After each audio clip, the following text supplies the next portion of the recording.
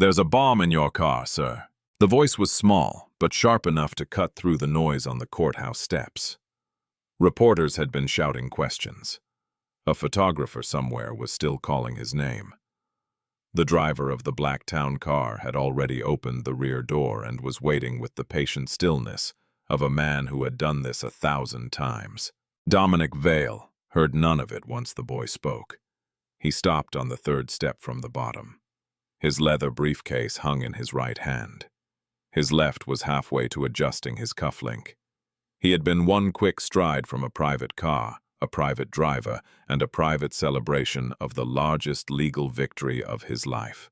And now a child was standing in front of him, with both palms raised, blocking his path. "Sir, please, don't get in that car." He could not have been older than 5.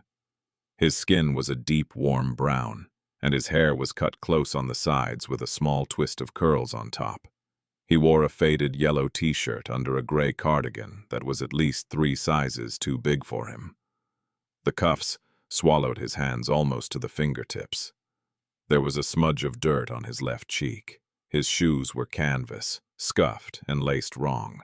But his eyes were steady, and they were locked on Dominic's, with an intensity that did not match his size at all. A security officer began moving toward him from the side. The driver, Raymond, took half a step forward, already glancing at Dominic for the signal to clear him away. Dominic raised one finger, and everyone paused. "Son," Dominic said carefully, "you need to step back. The street isn't safe for you." "The street isn't safe for you," the boy said. A small ripple of laughter came from a knot of reporters who had drifted closer, sensing a moment. Someone raised a camera.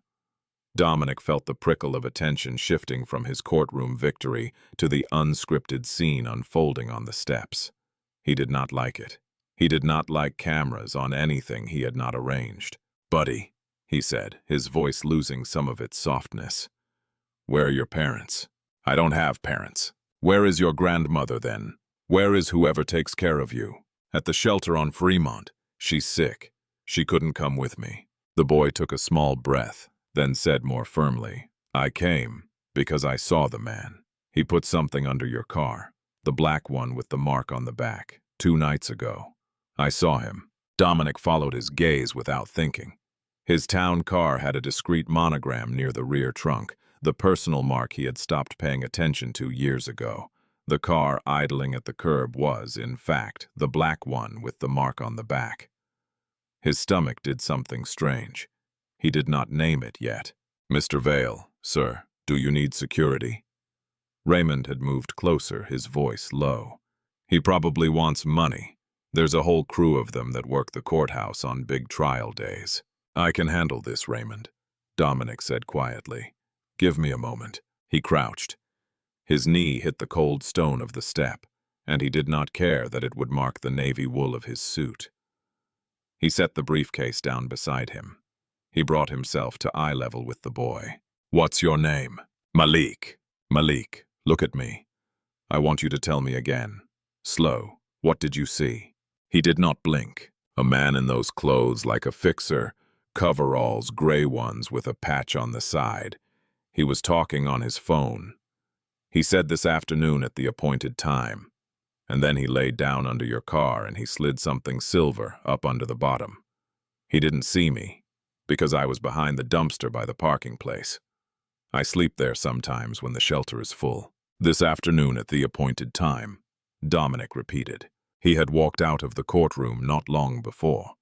His watch now showed the time was drawing close. A reporter who had been listening leaned slightly forward, sensing something.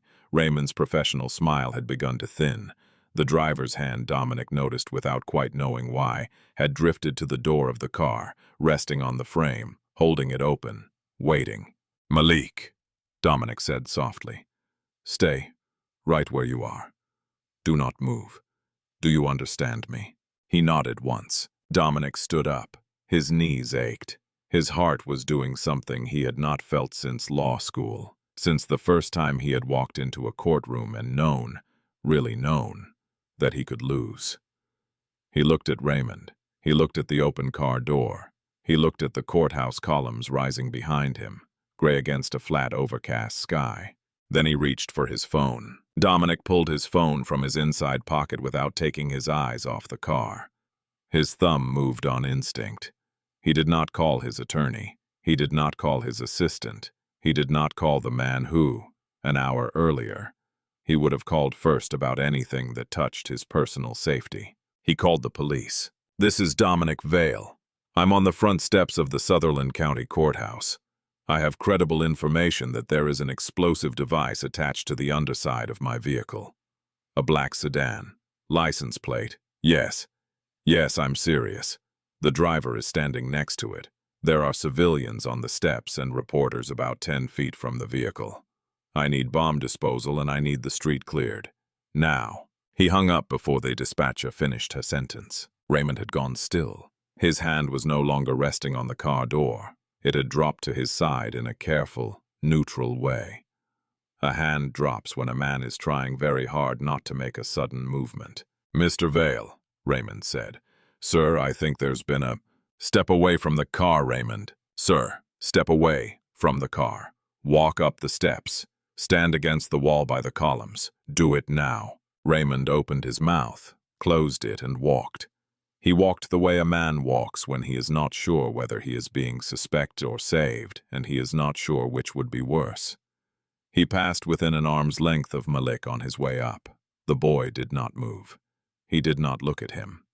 His eyes stayed on Dominic. Dominic turned to the cluster of reporters. There were maybe 6 of them, plus 2 photographers and a young woman with a microphone he vaguely recognized from the local affiliate. They had been close enough to hear pieces. They were already piecing the rest together. "Everyone off the steps. Off the steps now. Cross the street. Get behind the line of cars on the far side. There is a possible device under my vehicle. I am not joking. Move." For 1 second, nobody moved. Then the young reporter with the microphone said, very loudly, "He's serious. Go, go, go." And the spell broke. Cameras came down.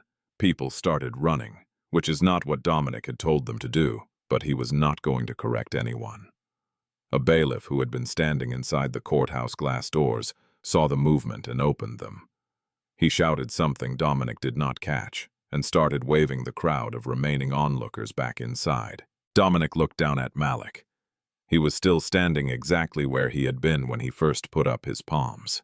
"Malik, son, I need you to come with me. Up the steps. Away from the car, okay?" "Okay." He held out his hand. Malik looked at it for a second, the way a child does when he is not sure if the hand belongs to the kind of grown-up who keeps a hand out or the kind who pulls it back. Then he put his small fingers in Dominic's. His hand was cold. The cuff of the gray cardigan came down over Dominic's thumb. They walked up the steps together. Dominic did not run. He was aware with the clarity that sometimes arrives in the middle of bad situations that running would frighten the boy, and that he had already been frightened enough for 1 lifetime. So he walked, steady, like they were going to a school recital, like the world was not maybe about to come apart just behind them. At the top of the steps, by the 3rd column, he stopped and turned Malik gently so his back was to the stone. He crouched again. "You did the right thing," he said. "Whatever happens next, whatever anyone says, you did the right thing. Do you understand me?" Malik nodded. His eyes were wet now, finally. The conviction that had carried him through the crowd was beginning to drain, the way it does in children when the adult finally takes over and they are allowed to be scared. "I was afraid you wouldn't listen," he whispered. "Grown-ups don't always listen." "I know," Dominic said. "I know they don't." The first sirens came up the avenue. The bomb squad arrived in a heavy black truck that took the corner too fast and stopped at an angle in the middle of the street. 2 officers in dark blue tactical gear were out before the wheels stopped moving. A 3rd followed, carrying a long pole with what looked like a small mirror at the end. They moved with an economy of motion that Dominic, who had spent years watching expensive professionals do expensive things, recognized immediately as the real thing. A uniformed officer jogged up the steps to him. "Mr. Vale?" "Yes." Sir, we need everyone behind the courthouse. The building has a secured rear courtyard. Please, come with me. Bring the child. Dominic did not let go of Malik's hand. The rear courtyard of the Sutherland County Courthouse was a square of cracked concrete, bordered on 3 sides by stone walls and on the 4th by a chain-link gate that opened onto an alley. There was a single iron bench, a dying potted tree, and an ashtray that had not been emptied in months. In any other circumstance, Dominic would not have noticed any of it. Today he noticed all of it because the alternative was thinking about what was happening on the other side of the building. He sat down on the bench. He lifted Malik up beside him. The boy's feet did not reach the ground. His scuffed canvas shoes hung in the air at the level of Dominic's shin. "Are you cold?" Dominic asked. Malik shook his head, then nodded, then shrugged. Dominic shrugged out of his suit jacket and draped it around the boy's shoulders. It engulfed him. The lapels reached past his knees. The collar came up to his ears. Malik clutched the front of it with both hands, without being told to, and pulled it close. A uniformed officer, a woman in her 30s with a name tag that read Ramirez, stood about 10 feet away, giving them space but not too much. She had a notebook out. She had not opened it yet. "Mr. Vale," she said, "when you're ready." "Ask him," Dominic said. He saw it. "Ask him." Officer Ramirez crouched the way Dominic had crouched, which Dominic noticed and approved of. "Hi, sweetheart. My name's Officer Ramirez. Is it okay if I ask you some questions?" "Yes, ma'am." "You're very polite. My grandma teaches me. She sounds wonderful. What's your name, honey?" "Malik Brooks." "How old are you, Malik?" "5. She wrote it down. Her face did not change, but her pen paused for half a second on the word, the way a person's hand pauses when they are trying not to feel something. "Malik, the man you saw under the car, can you tell me what he looked like?" "Take your time," Malik thought. He held one cuff of the cardigan in his teeth for a second, then let it go. He was white, not pink white, tan white. He had a beard, but not a long one, like a coloring book beard. Brown. He had a hat, the kind with no top, just a circle around your head. A headband. Like that, yes, black. And his coveralls were gray, and on the side, by the heart, he had a patch. It was red and white. It said something, but I can't read very many words yet. The first letter was A, then B, and then there was an A and an R for bar. Officer Ramirez said quietly, to herself more than to him. Then to Malik, "That's very good. That's very specific. Was anyone with him?" "No, ma'am, he was on the phone. He was alone with the phone." "And what did he say on the phone?" "You told Mr. Vale he said this afternoon at the appointed time." "Anything else?" Malik's face did the small, concentrated thing it did when he was reaching back for something. "He said the marked car. He said that 2 times. He said this afternoon at the appointed time, and the marked car. And he said he won't even feel it. He said that, and then he laughed, but it wasn't a happy laugh. And then he said something about money. He said half now and half after, and then he said okay, and he put the phone in his pocket, and he laid down under the car." Officer Ramirez wrote without looking down at her notebook. "The way good officers learn to do so the witness will not feel watched. Malik, this is very important. The man on the other end of the phone, the one he was talking to, did the mechanic say a name?" Malik thought again. He thought for a long time. Dominic's pulse was doing something steady and wrong in his throat. "He said, 'Boss,'" Malik said. "And then one time he said something that started with a J, like Jim or James. I don't remember which one, but it started with a J." Dominic's hand resting on the bench beside Malik's leg contracted slightly. He felt it before he understood it. His knuckles went pale. He looked down at his own hand as if it belonged to someone else. James, his chief of security, the man who chose his drivers, the man who scheduled his cars, the man who that morning had walked Dominic to the courthouse door with one hand on his shoulder and said, "Big day, boss. Big day." The man who on a recent night would have known exactly where the marked car was parked and exactly when nobody would be watching it. Officer Ramirez had stopped writing.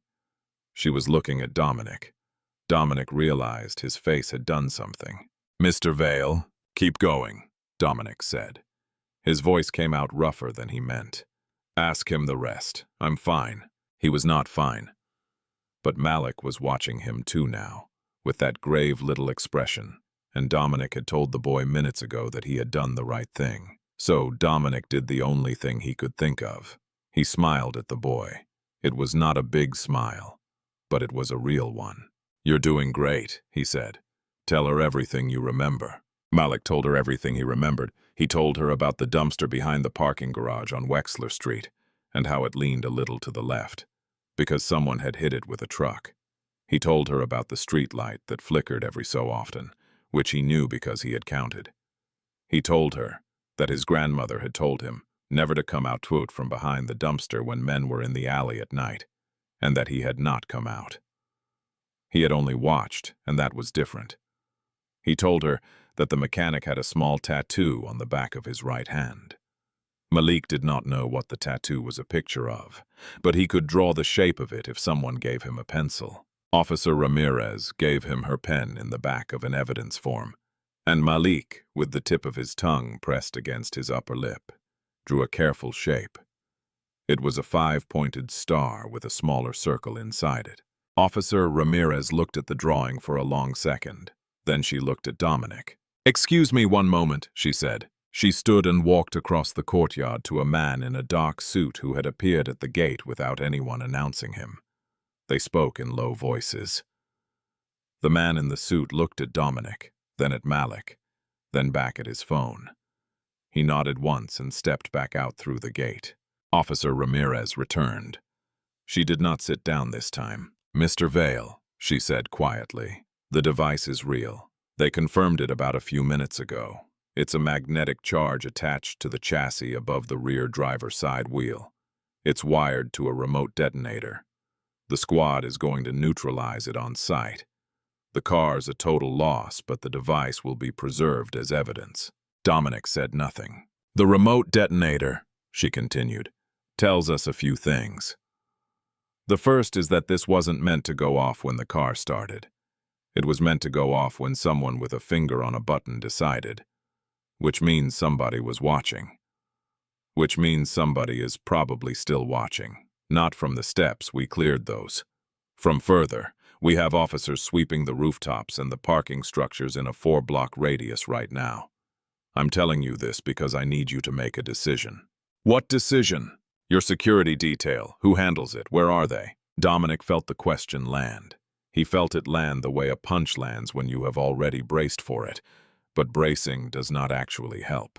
"Victor Lang," he said. "Chief of Security. He's at my office. He was supposed to meet me at the rear entrance of the building after I left the courthouse. He'll be wondering why I haven't called him." "Has he called you?" Dominic looked at his phone. He had not looked at it since he had hung up on the dispatcher. The screen was lit. There were many missed calls. Most of them were from Victor. "Yes," Dominic said. Officer Ramirez nodded slowly, the way a person nods when something they suspected has been confirmed. But they take no pleasure in it. "Mr. Vale, I'm not going to tell you who to suspect. That's not my job. But I'm going to ask you to not return any of those calls until we have someone with you. Not your security, not your driver, not anyone who reports to your chief of security. Are we clear?" "Yes." "Is there anyone you trust who is not in his chain of command? Family, old friend, personal attorney, someone who has nothing to do with the company?" Dominic thought. He thought about his ex-wife, who had remarried and moved away and would not pick up. He thought about his brother, who had not spoken to him in years over a will neither of them had fully understood. He thought about his college roommate who was a cardiologist in another city and would catch the next flight if Dominic asked, but who would not get here in time to matter today. "My personal attorney," he said, "Margaret Lynn. She does my estate work. She has no connection to the company at all. She doesn't even like the company. Call her. From my phone, not yours. We're going to assume your phone may have been compromised until we know otherwise." Dominic took the officer's phone. He called Margaret Lynn. She answered on the second ring, the way she always did, and when he said the words, "Bomb under my car," she did not gasp, and she did not interrupt.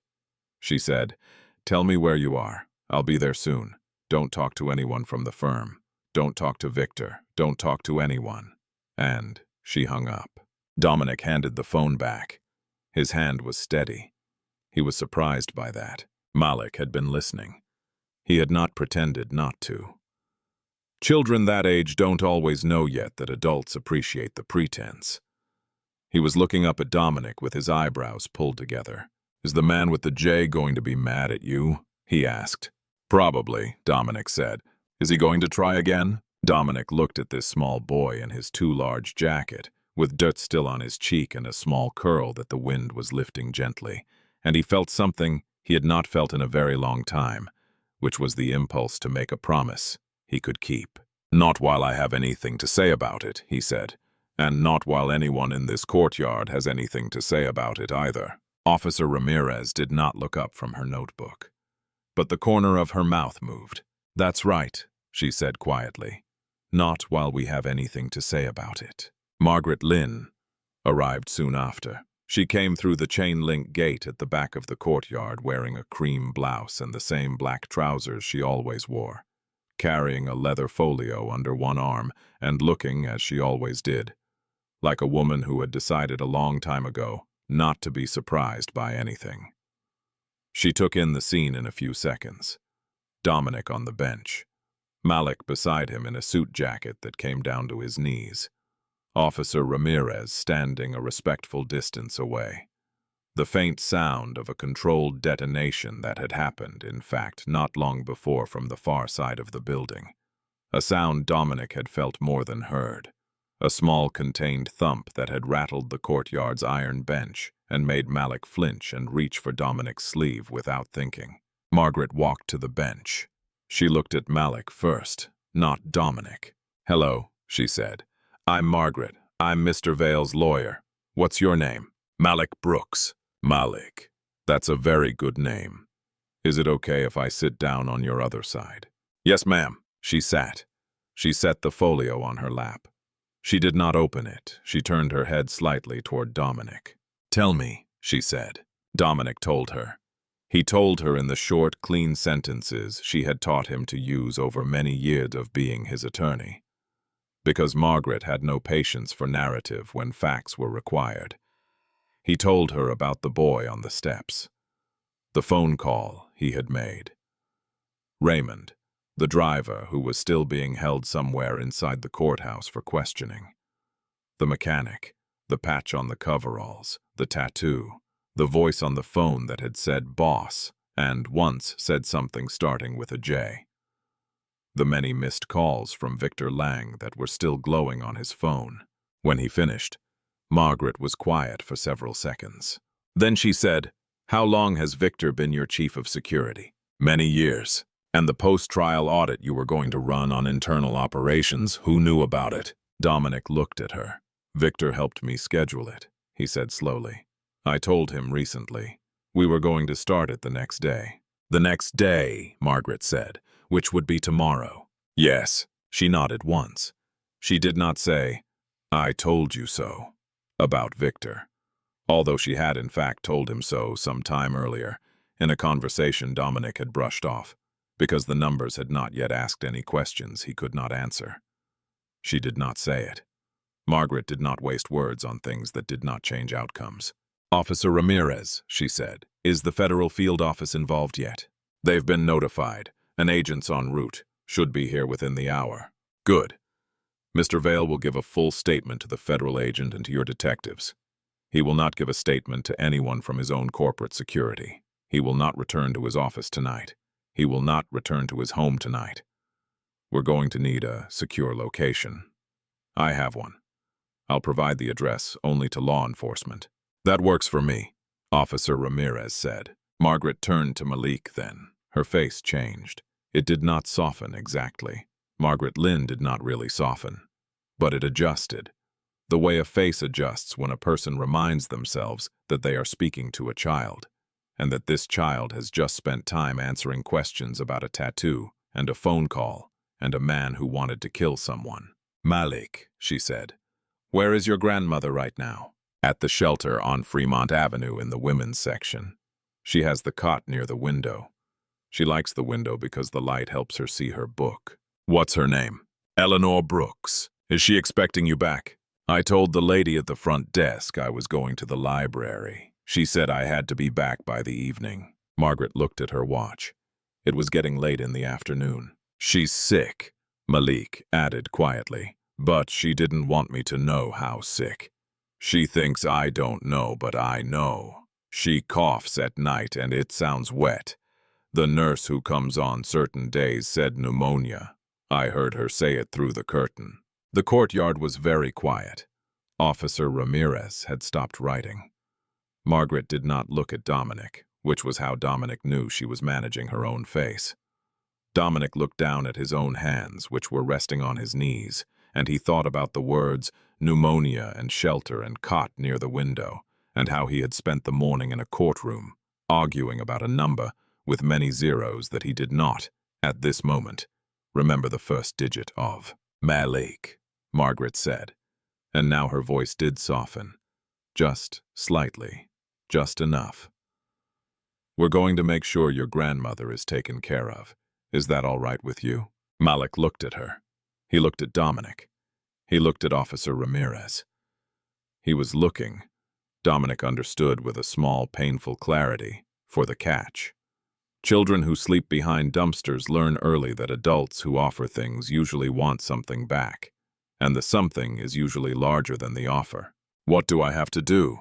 Malik asked. "Nothing," Margaret said. "You already did it." He thought about that for a long moment. Then he nodded slowly and tucked his hands deeper into the sleeves of Dominic's jacket. "Okay," he said. The federal agent who arrived was a woman in her late 40s named Special Agent Claire Donovan. She wore a charcoal blazer over a white shirt and had the kind of calm in her shoulders that came from doing a thing for a very long time and no longer being thrilled or upset by any version of it. She introduced herself to Dominic, then to Margaret. Then she crouched in front of Malik and introduced herself to him. "Hi, Malik. I'm Claire. I work for the federal government. That means I'm going to help the local officers figure out who did this, and we're going to find the mechanic, and we're going to find the person who paid him. Officer Ramirez told me you've been a really excellent witness. I'm wondering if I could ask you a few more questions, and then I think we can let you go somewhere warm. Does that sound okay?" "Yes, ma'am." "You eaten today?" Malik hesitated. It was the kind of hesitation that answered the question. Agent Donovan did not react. She stood up, walked to the courtyard gate, said something to a uniformed officer, and came back. A few minutes later, a paper bag was passed through the gate. Agent Donovan brought it to the bench and set it next to Malik. "Turkey sandwich, apple, chocolate milk," she said. "If you don't like turkey, we can fix that, but eat the apple first or my partner will give me grief." Malik looked at the bag. He looked at Dominic the way a child looks when he is not sure if eating in front of strangers is allowed. Dominic nodded. Malik opened the bag. He ate the apple first, very carefully, the way a person eats when he has learned to make food last. Agent Donovan took a slim notebook out of her blazer pocket. She did not open it. "Mr. Vale," she said quietly, "I'd like a minute with you. Out of earshot. Counselor, you're welcome to join." They walked to the far corner of the courtyard. Margaret came with them. Officer Ramirez stayed near the bench, close enough to keep an eye on Malik, far enough to give him space with his apple. "Here's where we are," Agent Donovan said. "The device on your car is consistent with several other incidents we've been tracking on the eastern seaboard over the past year or so. Same magnetic configuration, same triggering mechanism, same supplier, almost certainly.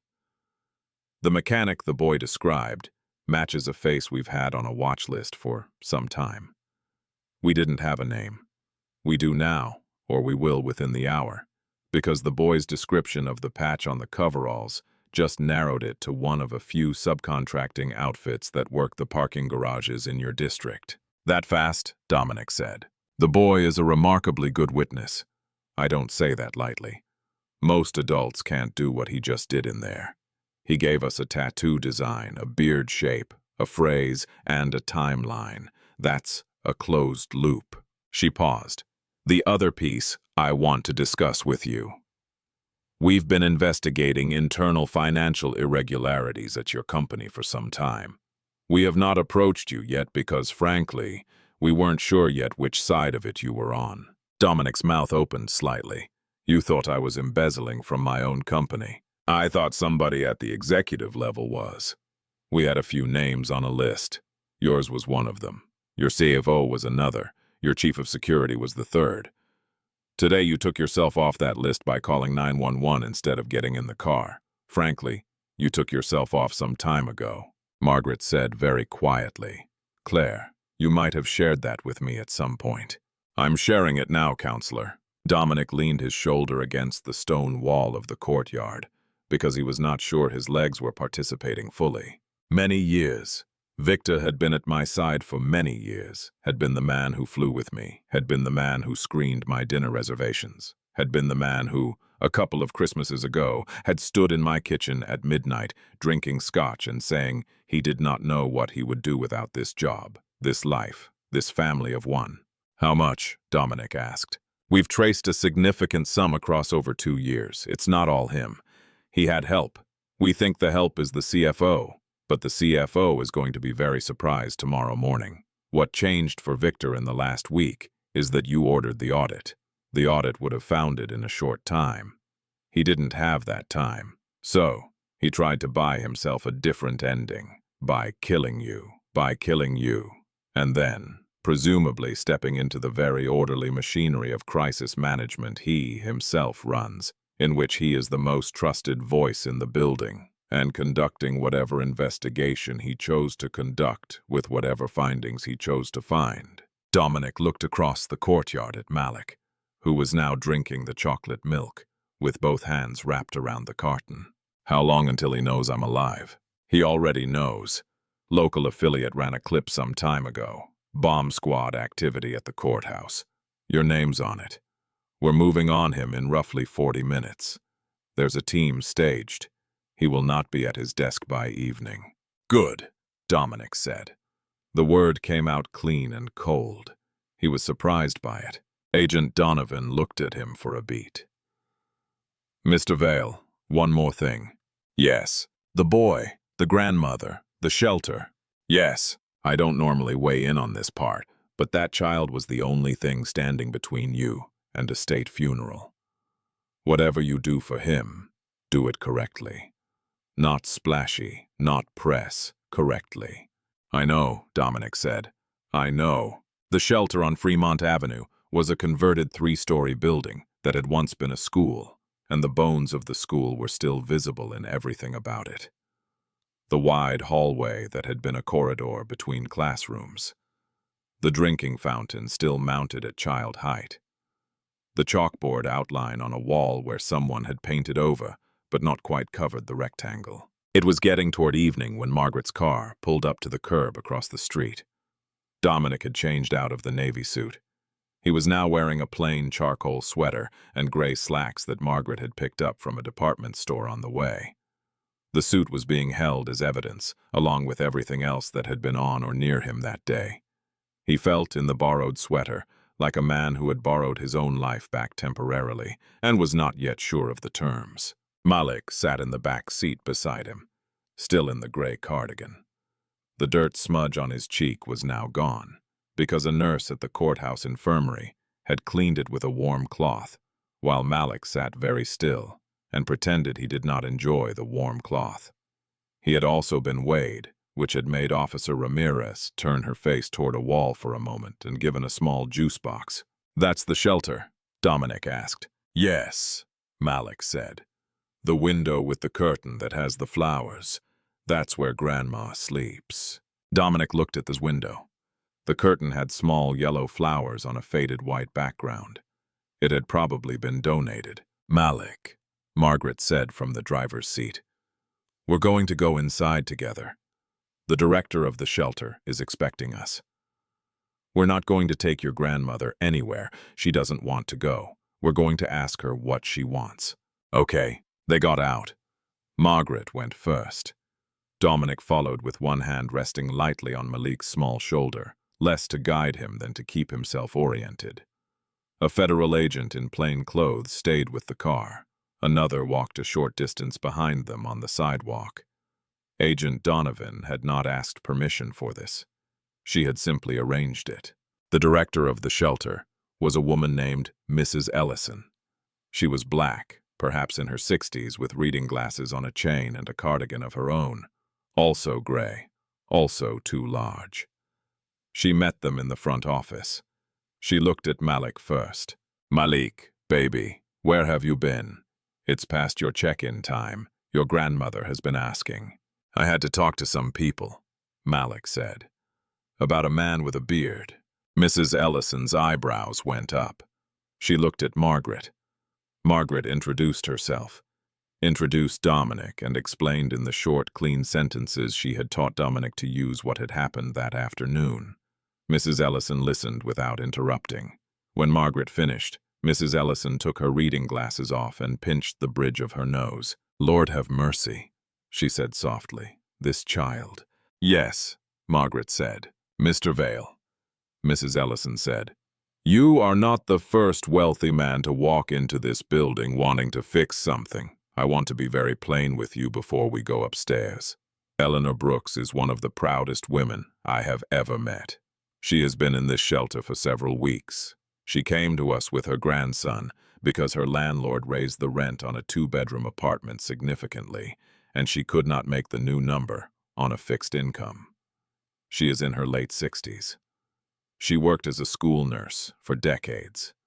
She raised this child from the day his mother died, which was when he was very young. She has lung trouble that became pneumonia some days ago. She has been refusing the hospital because she is afraid that if she goes, the state will take Malik because she is the only family he has, and she is not, technically, a registered foster placement. Do you understand what I am telling you?" "Yes," Dominic said.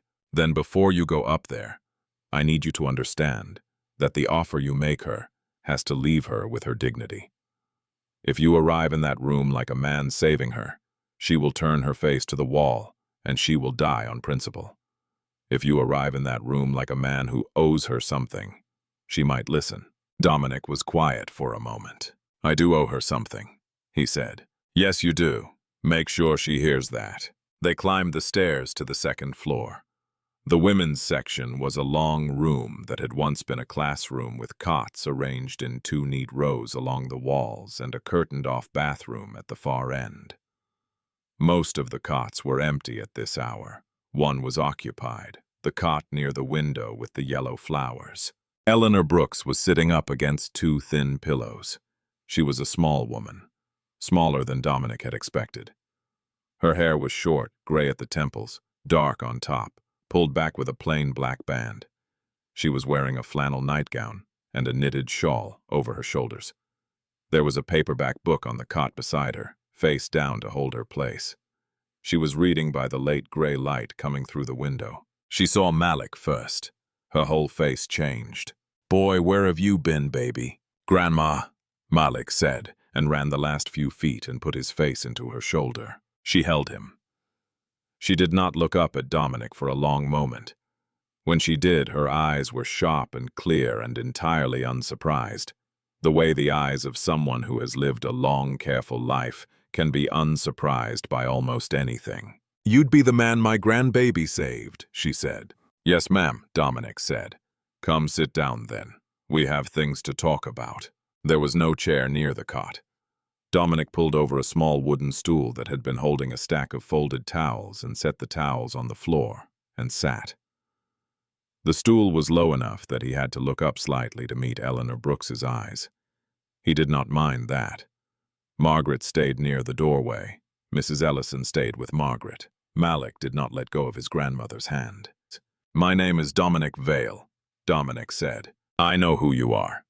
I read the newspaper when somebody leaves one in the day room. You won that case this morning." "Yes, ma'am." "You're the man who buys companies that don't want to be bought." "Yes, ma'am." She looked at him over the rim of nothing. because she was not wearing glasses. But she had the look of a woman who had spent enough of her life giving children shots that she could look over the rim of nothing as well as anyone alive. "I don't have much patience left in my chest, Mr. Vale. They tell me I have pneumonia. I tell them I have a chest. I'm going to ask you a plain question. Did my grandson save your life today?" "Yes, ma'am, he did." "Tell me how," he told her. He told her the same short, clean version he had told Margaret, with the parts a grandmother needed to hear. The boy on the steps, the palms raised, the phrase "this afternoon at the appointed time," the decision Dominic had made to listen instead of brushing him aside. The car, the device, the mechanic, the man named Victor. He left out the dollar amount of the embezzlement because that number was not relevant in this room. He left out his own pride about having won the trial that morning, because that was not relevant either. He talked for a few minutes. Eleanor Brooks did not interrupt him once. When he finished, she sat in silence for a long beat.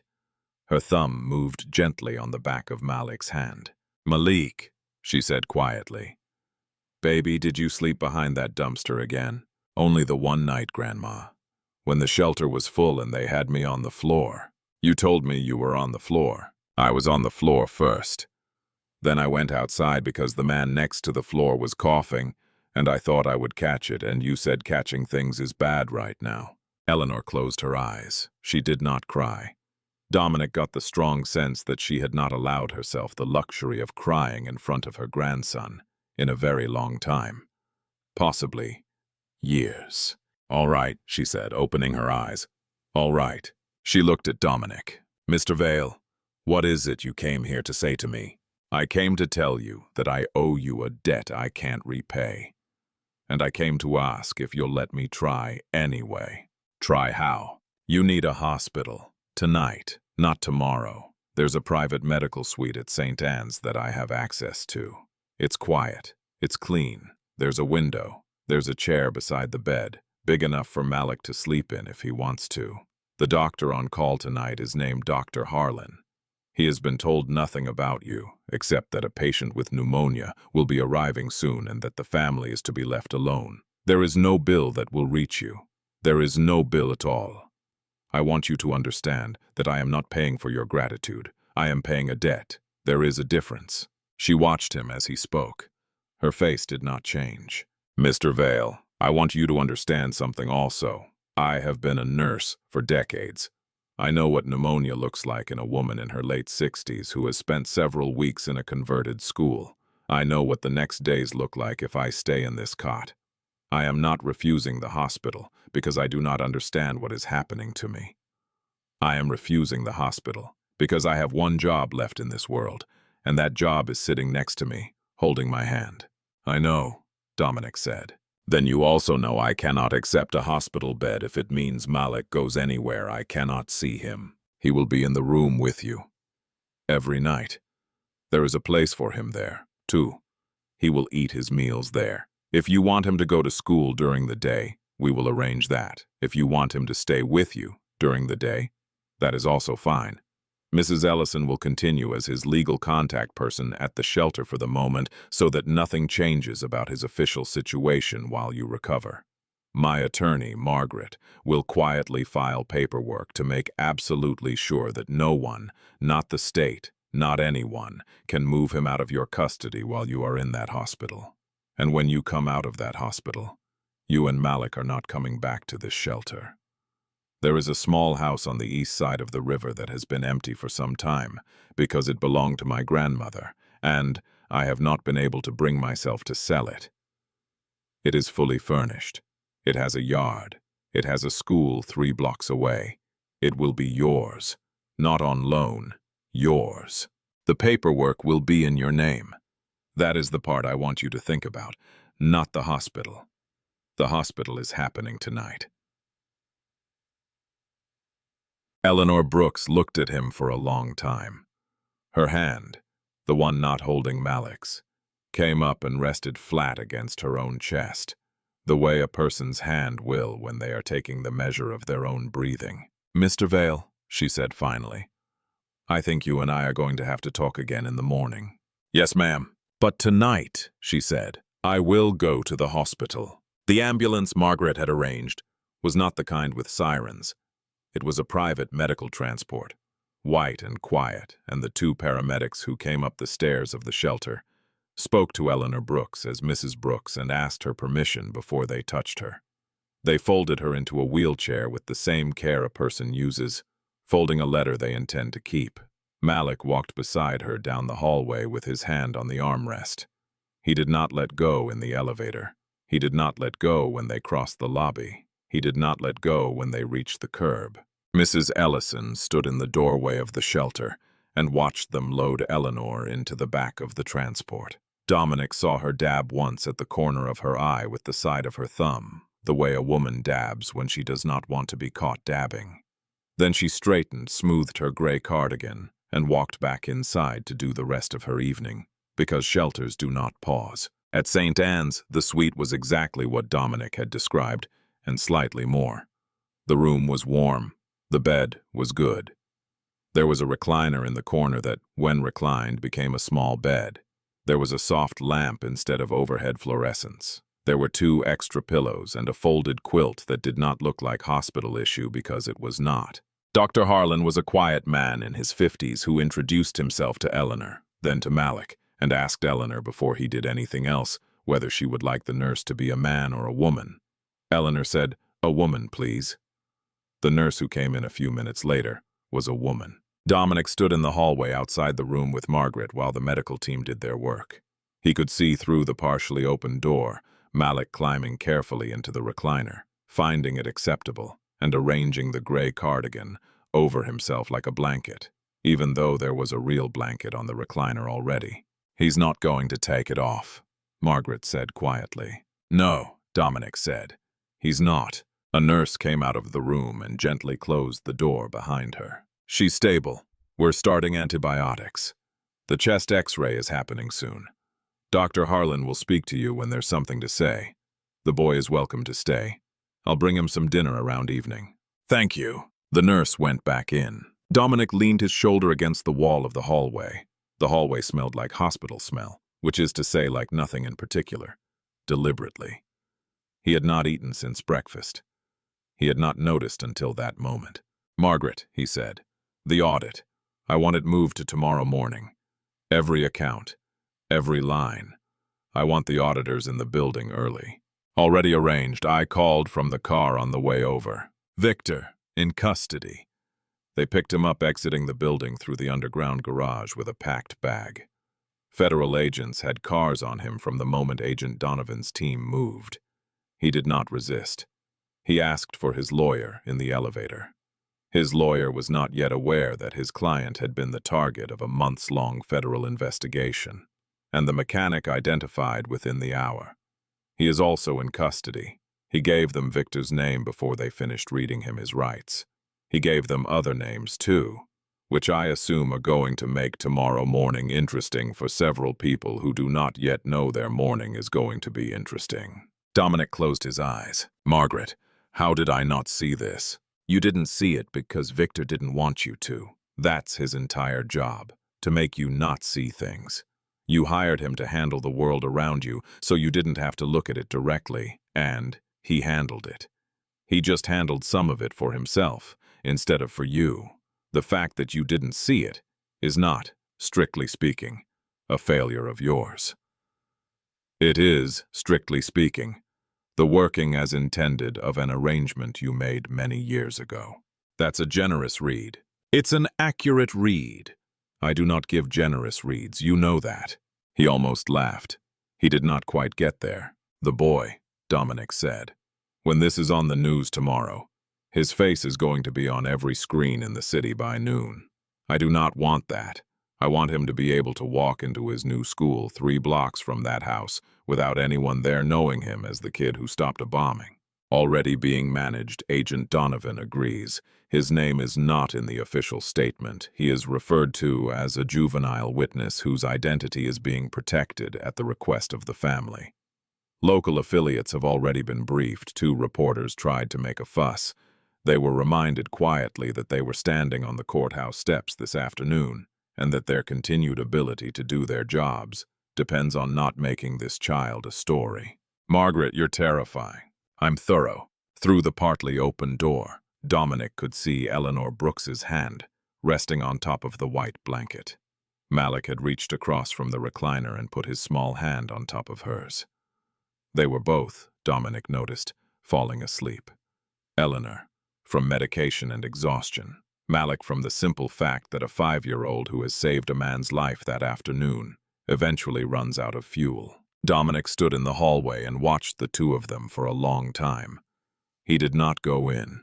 He did not want to interrupt. He thought about the boy on the steps with both palms raised. He thought about the half-second in which he had almost waved his hand at his driver and gotten in the car. He thought about how close his life had come to ending on a piece of pavement he had walked over without looking at in front of a building he had walked into 1,000 times.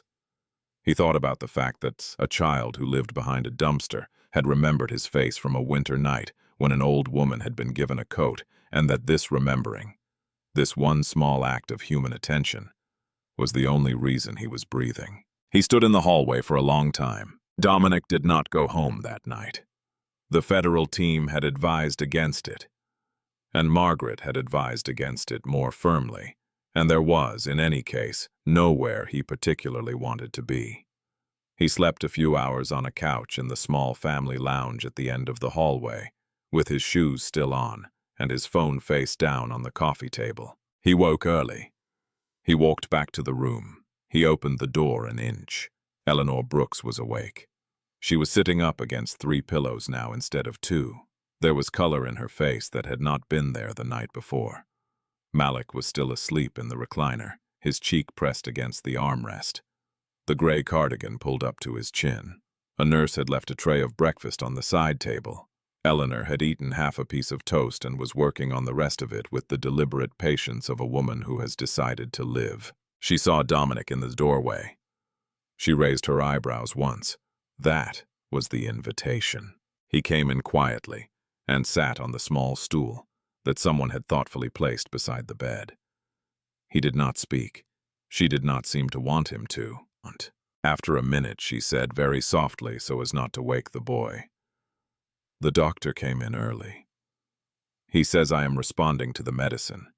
He says if I keep responding, I will be walking around this room in a short time and out of this hospital within a couple of weeks. He says my lungs are tired, but not finished." That's good news.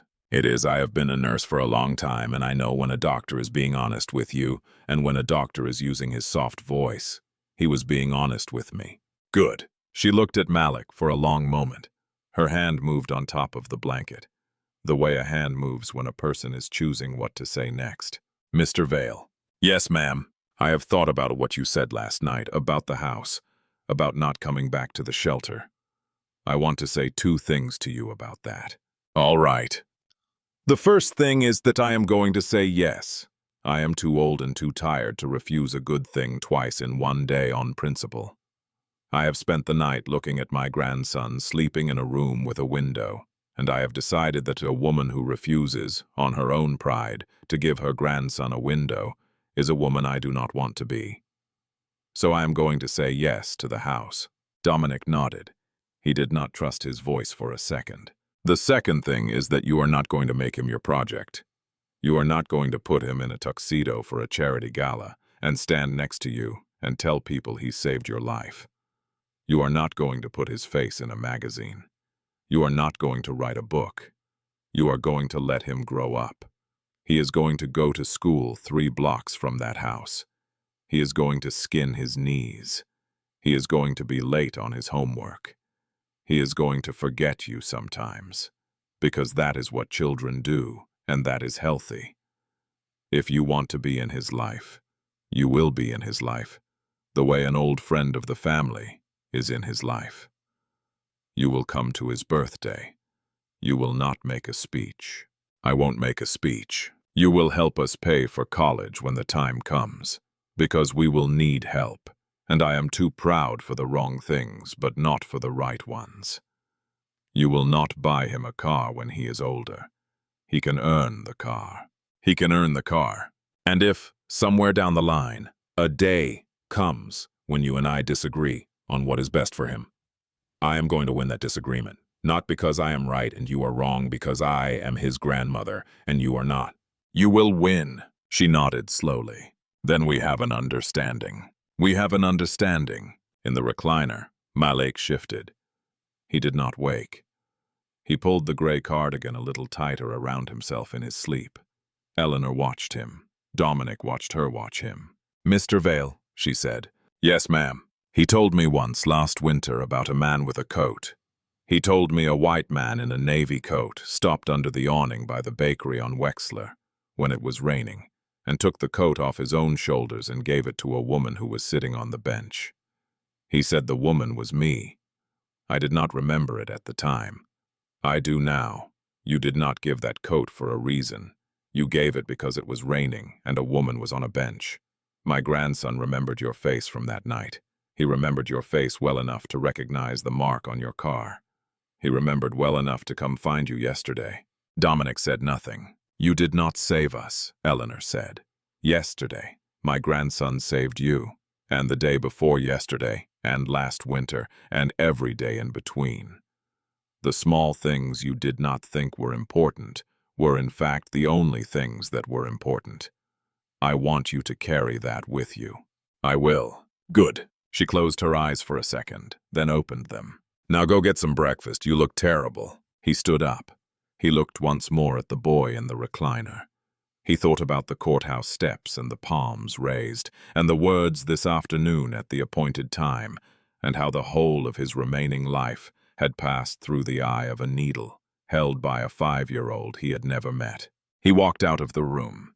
He closed the door behind him gently. In the hallway, the morning light was coming through the window at the far end, gray turning to gold, the way light does in this city when a long night finally ends. He stood there for a moment and then he went to find some breakfast. If this story moved you, please like the video, share it with someone who needs to hear it today, and tell us in the comments where you are watching from. Subscribe for more stories about the small acts of attention that change everything, and the unlikely heroes who see what the rest of the world walks past.